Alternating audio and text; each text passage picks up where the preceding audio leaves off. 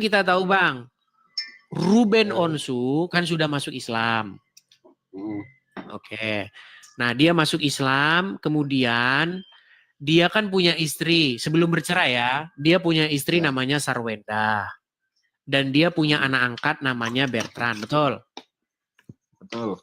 Nah, menurut ajaran agama Islam, maka Ruben Onsu harus menyuruh Sarwenda untuk menyusui Bertrand, betul?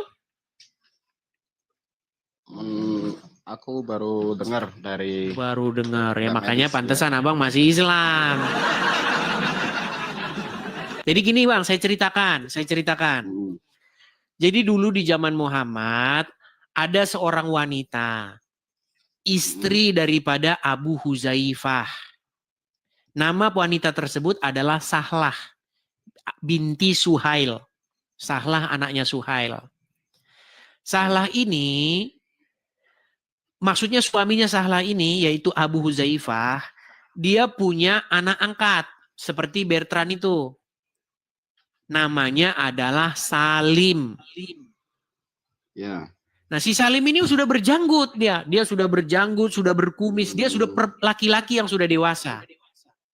Tetapi suami daripada... Ya, gimana? Ini nggak boleh merokok ya? Ya, kena peringatan nanti, Bang. Oh iya. Sorry. Nah. Tadi ya. Nah, tetapi suami daripada Sahlah ini, yang namanya Abu Huzaifah ini, cemburu dia. Sehubungan dengan keberadaan anak angkatnya itu sendiri. Oh, anak angkat saya berdua-duaan di rumah dengan istri saya. Jangan-jangan mereka begini dan begitu. Nah, pokoknya di mukanya Abu Huzaifah itu, gimana? Anak angkatnya usia berapa, Bang? Ya, dewasa lah, Bang. Pada waktu itu, dikatakan dia sudah ikut berperang pokoknya. Sudah berjanggut. Ya mungkin sekitar 16-17 tahun lah mungkin. Udah balik ya kan? lah ya. 16-17 tahun. Nah, pada waktu itu ya, di muka Abu Huzaifah ini terdapat raut kecemburuan. Mukanya sepet gitulah. Lalu ngadulah Sahlah ini sama Rasulullah. Ya Rasulullah, ini suami saya ini, Abu Huzaifah ini, di mukanya ini terdapat sesuatu kecemburuan. Sehubungan dengan anak angkatnya, budaknya yang sudah diangkat menjadi anak angkatnya sendiri. Ya kan? Bagaimana yang demikian itu ya Rasulullah? Minta saran nih. Ya. Kemudian Muhammad berkata, susuilah dia. Disuruh ditetein itu. Nah, kagetlah Sahlah ini mendengar saran daripada Rasulullah ini, junjungan ini. Ya Allah Rasulullah, bagaimana mungkin kau suruh saya menyusui dia sedang dia itu pria dewasa, akalnya juga sudah sebagaimana pria dewasa. Rasulullah tersenyum terbahak-bahak dan berkata, aku tahu dia sudah dewasa. Sampai gigi gerahamnya terlihat menurut riwayat itu dikatakan. Lalu ketika dilaksanakan oleh Sahlah, besoknya dia melapor lagi kepada Rasulullah. Ya Rasulullah, sekarang aku tidak melihat lagi raut cemburu itu di wajah Abu Huzaifah suami. Coba bang, ajaran macam apa itu kayak begitu bang? Silakan. Begini bang, saya luruskan dulu. Aku terus terang baru dengar dari Bang Edis nih soal pembahasan ini ya. Soalnya secara logika aja gini bang, di Islam itu kalau laki-laki dan perempuan yang bukan mahram, dia nggak boleh bersentuhan. Apalagi menyusui, itu jelas batal ya. Misalkan ada satu poin yang memerintahkan seorang perempuan menyusui pria yang bukan mahramnya, otomatis batal peraturan Islam yang pertama tadi, gugur ya kan. Nah, sedangkan peraturan itu masih berlaku sampai sekarang. Jadi saya terus terang belum dengar riwayatnya. Baru dengar ini. Baru dengar ini. Jadi bisa saya pastikan itu belum tervalidasi lah, infonya itu belum tervalidasi. Nah, terus yang kedua gini bang, Yang kedua soal misalkan dia budak, memang di Islam itu ada ajaran. Kalau budak kan zaman dulu bang ya, kalau sekarang kan udah nggak ada budak. Sekarang semua manusia merdeka ya kan. Nah kalau dulu itu memang ada budak, bahkan apa namanya, misalkan budaknya itu wanita, itu boleh istilahnya apa? Misalkan saya nih, saya punya budak, itu budaknya itu boleh saya setubuhi. Yang saya tahu ya, yang saya tahu. Barangkali saya salah, coba teman-teman yang muslim boleh dikoreksi. Tapi itu dulu, karena waktu itu memang masih ada perbudakan. Nah, terus soal Betran itu aku juga baru dengar infonya bang ya, baru dengar ininya beritanya. Kalau yang jadi pikiran aku tuh juga kadang kayak gini bang, yang jadi pikiran aku, misalkan seorang yang berkeluarga itu mengangkat anak dari bayi misalkan ya, dari bayi, supaya si anak, misalkan anaknya cowok ya, yang anak yang diangkat ini cowok, tapi belum berusia 2 tahun. Itu si anak kadang ada yang istilahnya apa namanya, istrinya itu disuruh menyusui, tapi dengan catatan dia memang sedang menyusui. Jadi akhirnya si anak ini tidak batal ketika ketika sudah Oke. berwudu terus Baik. menyentuh itunya, dia nggak batal. Baik. Jadi begini Bang. Mm. Anda tadi mengatakan bahwa hadis tersebut belum divalidasi, hadis tersebut ya Anda curiga bahwa itu karangan seorang Edis Sidabutar gitu ya. Betul? Enggak juga. Saya Terus nggak kemana nih? curiga kalau itu karangannya Bang Edis. Terus? Yang saya curiga itu sumbernya Bang Edis itu dari mana? Baik, Sumbernya. oke. Saya minta waktu Bang. Pertanyaan ini pernah diajukan di dalam acara forum Islam resmi di sebuah masjid. Pada waktu itu Ustadz besar yang ditanya namanya Ustadz Firanda. Ustadz Firanda ini dia adalah seorang imam masjid di Madinah kalau tidak salah saya dengar riwayatnya ya. Ini Ustadz besar di Indonesia dan semua orang tahu ini. Ustadz Firanda. Jadi pernah dia ditanya masalah hadis ini dan kita dengar jawabannya. Ini sekitar 1 menit saja. Dengarkan ya Bang ya. Ustaz, bagaimana teknik aturan pemberian ASI untuk ikhwan balik yang sudah besar agar menjadi mahram susuan sesuai hadis Salim Maula Abi Hudzaifah. Jadi masalah susuan, saudara susuan, maka yang pendapat jumhur ulama bahwasanya seorang baru bisa atau anak bisa menjadi anak susuan kalau dia menyusui jika umurnya kurang dari 2 tahun. Kurang dari 2 tahun. Ini hukum asalnya. Nah, bagaimana kalau sudah balik? Sudah umur 14, 15, apakah masih bisa menjadi anak susuan? Maka ini ada khilaf di kalangan para ulama. Namun pendapat yang dirojikan oleh Ibnu Taimiyah dan ini pendapat Aisyah radhiyallahu taala anha berdasarkan hadis Salim Maula Abu Hudzaifah, yaitu boleh kalau ada kondisi yang mendesak.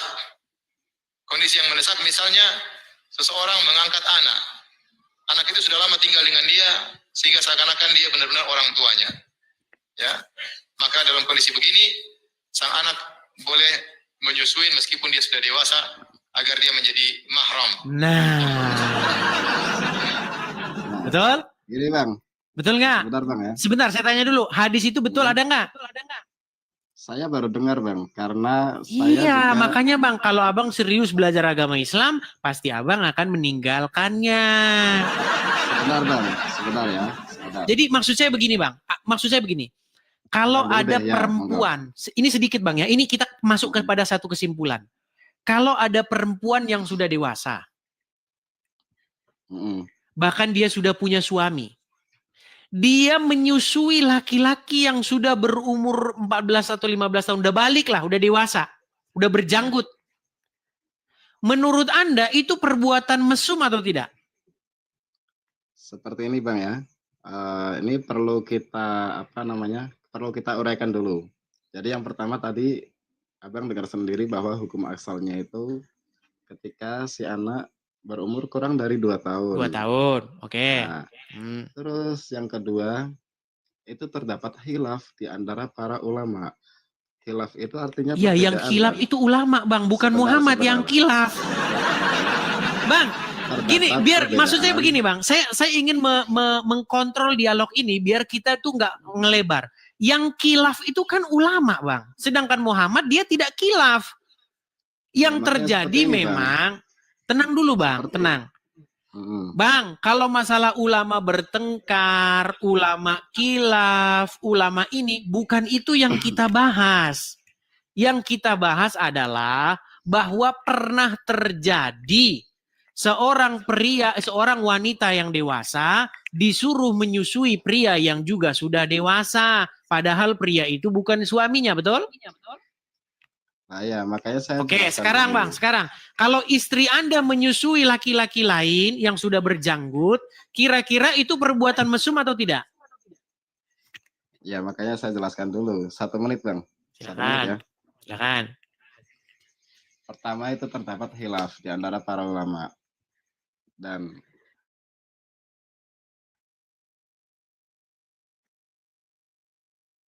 itu yang keempat madhab fikih itu dia sambung sampai Rasulullah. Artinya kalau yang mengikuti empat madhab fikih yang ahlu sunnah wal jamaah itu sudah pasti istilahnya jalur yang benar. Nah, kebetulan saya mengikuti madhab Imam Syafi'i. Di madhab Imam Syafi'i, setahu saya belum pernah terdengar hadis yang seperti itu. Nah, adapun tadi hadis bahwa itu hadisnya itu dari Siti Aisyah, terus itu dari mana tadi? Istilahnya ada ulama yang berpendapat seperti itu. Ya, itu mereka monggo. Kalau saya gitu, Bang. Kalau sikap saya seperti itu. Cuma seperti ini loh. Seperti ini. Saya kembali lagi. Saya itu bukan ahli agama. Nah, kalau Jadi gitu kan kalau- ngomongnya dari tadi sebentar. enak, Bang. Cuma seperti ini, Bang. Harusnya Seperti ini. ngomongnya dari Ditunggu tadi dulu. begitu, Bang. Siap, Saya siap. bukan ahli agama. Kalau Ditunggu gitu kan dulu, udah Bang. beres. Ditunggu dulu. Cuma seperti ini, Bang. Tadi dibilang bahwasanya di situ ada apa namanya? Di kondisi terdesak lah ya. Di mana, Bang, di situ dikatakan kondisi terdesak, Bang? Aduh. Tadi ada kondisi darurat. Tadi sih Bang, tidak Kita ada lagi yang baca ngomong ayat. kondisi darurat itu orang, Bang, bukan Muhammad. Nah, iya itu orangnya itu kan si ulama itu berpendapat di Iya, beberapa Bang. kondisi terdesak. Bang, mana lebih valid? Kalau kata si siapa Bangkai. Valid, mana lebih valid, Bang? Omongan Muhammad apa omongan ulama? Lebih valid omongan Nabi Muhammad, Bang. Oke, mana lebih valid omongan Aisyah apa omongan ulama? Lebih valid omongan Siti Aisyah dong. Nah, Aisyah juga sudah ngomong begitu. Bahwasanya Nah, Muhammad ini, pernah Bang. menyuruh Sebentar, seorang wanita sebentar. nyusui pria dewasa. Sebentar, masalahnya seperti ini. Itu hadisnya dhaif. Apa? Saya tunjukkan hadisnya ya. Sahih. Nah, Bang, hadis itu bukan hanya sohi, Bang. Itu tertulis di dalam hadis-hadis riwayat Muslim, riwayat Bukhari. Waduh, Oke. sulit benar mereka mengakui kenyataan ini, Bang ya. Seperti ini, Bang ya. Kembali lagi, ini menjadi bahan pelajaran saya, Bang. Artinya saya di Islam itu masih banyak yang belum saya ketahui. Baik, ini Bang, biar Anda saya tunjukkan ya Bang ya, bahwasanya hadis-hadis itu bukan hanya sekedar sohih Bang. Itu hadis itu dimuat di dalam banyak sekali riwayat Bang. Riwayatnya itu bukan cuma 1, 2, 3, banyak sekali. Ya, saya akan tunjukkan. Bentar ya. Memang berat mereka ini mengakui kenyataan ini teman-teman ya. Sungguh luar biasa, luar biasa. Baik, saya tunjukkan ya Bang ya, hadis-hadisnya ya Bang ya. Supaya nanti Anda jangan mengatakan saya fitnah ya Bang ya. Oke, Bang, coba lihat ke sini. Halo? Ini Sahih Muslim, betul? Nomor berapa, Bang? Nomornya 2636. Oke, saya SS ya. Oke, ditangkap layarnya Bang. Menyusunya orang yang sudah dewasa. Nih, 2636. Terus, lagi ya. Kemudian, kita baca ya. Kelihatan ya Bang ya? Iya, betul. Bahwa Wahai Rasulullah, siapa yang ngomong ini? Yang ngomong ini adalah Sahlah. Sesungguhnya saya melihat di wajah Abu Huzaifah, suaminya dia sendiri. Karena keluar masuknya Salim ke rumah, padahal dia adalah pelayannya. Maka Nabi SAW bersabda, susuilah dia. Dia, Sahlah berkata, bagaimana mungkin saya menyusuinya ya Rasulullah, padahal dia telah dewasa. Maka Rasulullah SAW tersenyum sambil bersabda, sungguh saya telah mengetahui kalau dia sudah dewasa. Dalam hadisnya, Amru menambahkan bahwa dia telah ikut serta dalam perang Badar. Dan dalam riwayatnya Ibnu Umar, lantas Rasulullah SAW tertawa. Inilah cara Muhammad memperlakukan wanita, Bang. Biar kalian tahu, orang yang kalian sanjung-sanjung, orang yang kalian puja-puja, dia memperlakukan wanita seperti ini. Nanti saya pelajari lagi. Ya Tuhan, ini kaum wanita ini sudah direndahkan oleh Muhammad, Bang. Bagaimana mungkin? Kok bisa-bisanya gitu loh. Kalian ini masih aja bertahan. Malah nyalah-nyalahin saya. Nggak ada yang nyalahin Bang Edis. Nggak ada yang nyalahin. Tapi saya percaya Bang ya. Wanita itu, mereka itu punya hati yang lebih peka ketimbang laki-laki. Kalau mereka mikir, sialan gue ini sebenarnya dikerjain sama Muhammad. Cuman mereka, Bang, sebenarnya banyak perempuan-perempuan Bang ya, kalau dia udah mikir, kok bisa ya Nabi ini memperlakukan kami begini, masa suami kami disuruh cari istri lagi, suami kami boleh begini, boleh begitu. Sebenarnya saya cuma bersuara kepada wahai kalian kaum perempuan, kalian sudah waktunya sekarang bersuara. Kalian itu dikekang, dikerangkeng sama Muhammad. Rambut kalian harus begini-begitu, tutup. Sementara suami boleh jelalatan, pergi ke sana boleh kawin lagi, pergi ke sana kawin lagi boleh sesuka hatinya. Di dalam Al-Quran jelas. Pria-pria dengan harta yang mereka miliki boleh mencari istri-istri. Boleh. Mereka kawin 5 hari boleh, kawin 7 hari habis itu cerai boleh. Boleh, ada dalilnya dalam Quran. Boleh gantian Bang. Bahkan ketika perempuan mau protes, sedikit Bang. Ketika perempuan mau protes sama Muhammad, Bang, perempuan mau protes, apa kata Muhammad? Sesungguhnya kaum para wanita itu yang paling banyak di neraka adalah kaum wanita.